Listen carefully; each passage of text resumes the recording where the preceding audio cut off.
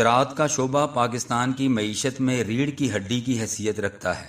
آبادی کے لحاظ سے 70% کے قریب افراد بالواسطہ یا بلا واسطہ کاشتکاری کے پیشے سے منسلک ہیں۔ کاشتکاری میں مشکلات کی وجہ سے پاکستان کا جی ڈی پی غیر متوازن ہے، جس کی وجہ سے معاشی ترقی بھی سست روی کا شکار ہے۔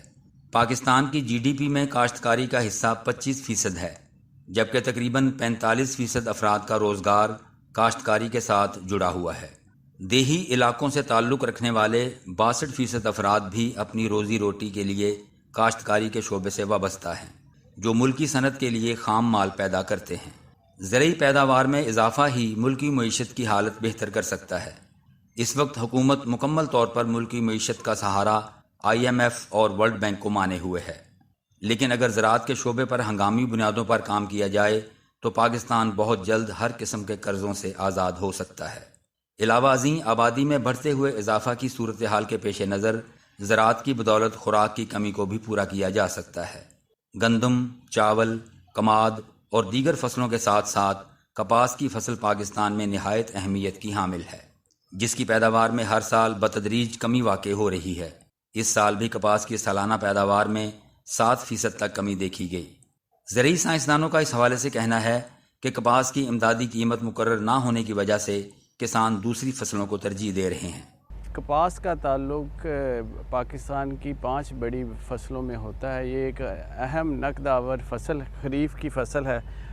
کپاس پچھلے سال اس کی جو پیداوار میں کمی واقع ہوئی ہے، اس کا جو مین ریزن ہے، ایک تو اس کی کوئی سپورٹ پرائس نہیں ہے۔ اگر اس کی سپورٹ پرائس جیسے دوسری فصلوں کی ہے، گنے کی ہے، گندم کی ہے، وہ ہو تو کاشتکار کو ایک ویژن ہوتا ہے اس کے سامنے کہ میں اگر اس پہ کوئی ایفرٹ اپنی کر رہا ہوں تو اس کو اس کا آؤٹ پٹ ملتا ہے۔ اس کی نسبت جیسے میں نے آپ کو بتایا، جو مین ہمارا ریجن ہے جس میں کپاس گرو ہوتی تھی، وہاں گنے کی بہت پروموشن کی گئی ہے، وہاں شوگر ملز لگی ہیں، تو جو گنے کے کاشتکار کو کریڈٹ بھی وہ دیتے ہیں شوگر مل والے، اور ان کو ان انپٹس بھی دیتے ہیں تاکہ ان کی پیداوار بڑھے، اور یہ ساری چیزیں کپاس کے ساتھ نہیں ہیں۔ ایک تو اس کی سپورٹ پرائس نہیں ہے، دوسرا اس کو ایسی کوئی فیسیلٹی کریڈٹ وغیرہ کی انپٹس کی نہیں ہے۔ اس وجہ سے کاشتکار کپاس کو چھوڑ کے گنے کی طرف اور مکئی کی طرف شفٹ ہو رہے ہیں۔ چاول کی پیداوار بھی گزشتہ سال کے مقابلے میں 4% کم رہی۔ اس کے ساتھ ساتھ ملک کی اہم ترین فصل کماد، جو کہ چینی کی پیداوار میں نمایاں حصہ کی حامل ہے، وہ بھی شوگر مافیا کے زیر اثر رہی، جس سے کسان مایوسی کا شکار ہے۔ جو گنا ہے یہ ایک کیش کراپ ہے، اور اس کی جو ہمارا جی ڈی پی ہے اس میں ایک بہت آپ کہہ سکتے ہیں کہ ایک اس کو ایگریکلچر جی ڈی پی میں اور اوورآل ملک کی جو ہماری جی ڈی پی ہے اس میں اس کا ایک بہت اہم رول ہے۔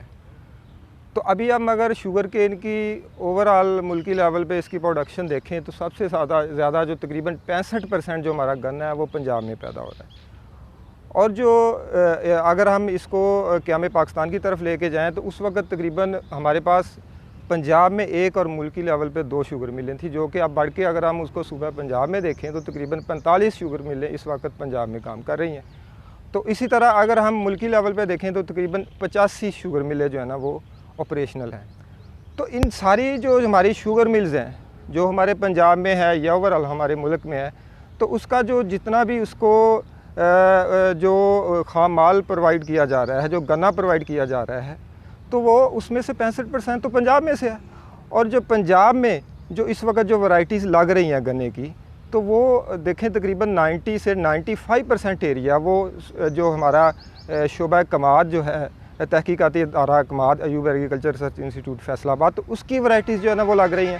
تو اسی طرح اگر ہم پچھلے 5، 10 یا 20 سال کا ڈیٹا دیکھیں، شوگر ریکوری کا ڈیٹا دیکھیں، چینی کی پروڈکشن کا ڈیٹا دیکھیں، یا ہم پر ایکڑ ییلڈ جس کو ہم کہتے ہیں، اگر ہم اس کا ڈیٹا دیکھیں تو ہمارا جو ایریا ہے وہ تو بڑا ہے 4 سے 5%، اور اسی طرح اگر ہم اپنی ییلڈ کی بات کریں پچھلے 5 سال میں، تو ہماری جو ییلڈ وہ تقریباً 30 سے 35% بڑھ چکی ہے۔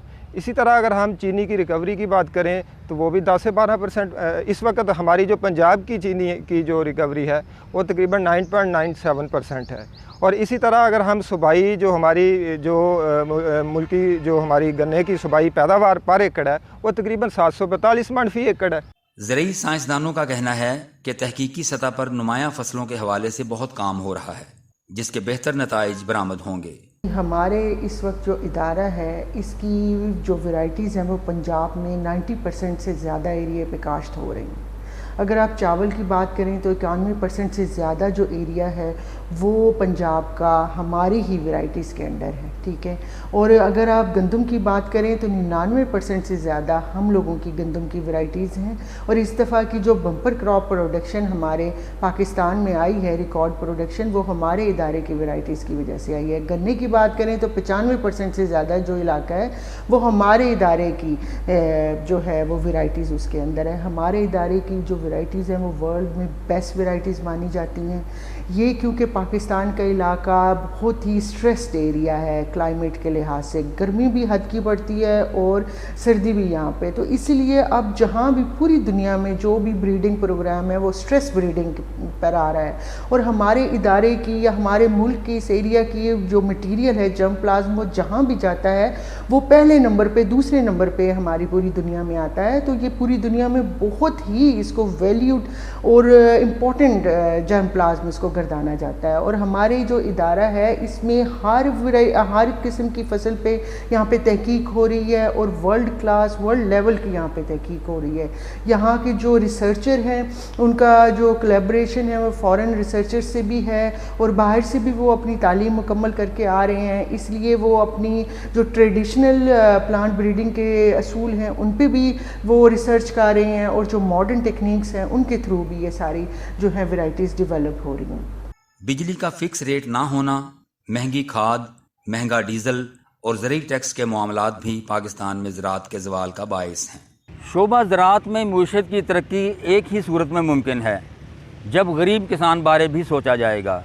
ضرورت اس امر کی ہے کہ مل مالکان اور صنعت کاروں کے ساتھ ساتھ ایسی پالیسیاں بھی بنائی جائیں جو غریب، ہاری اور چھوٹے کسان کے لیے بھی فائدہ مند ہوں. N4 نیوز اور ایگری نیوز پلس کے لیے محمد نسیم شاہ.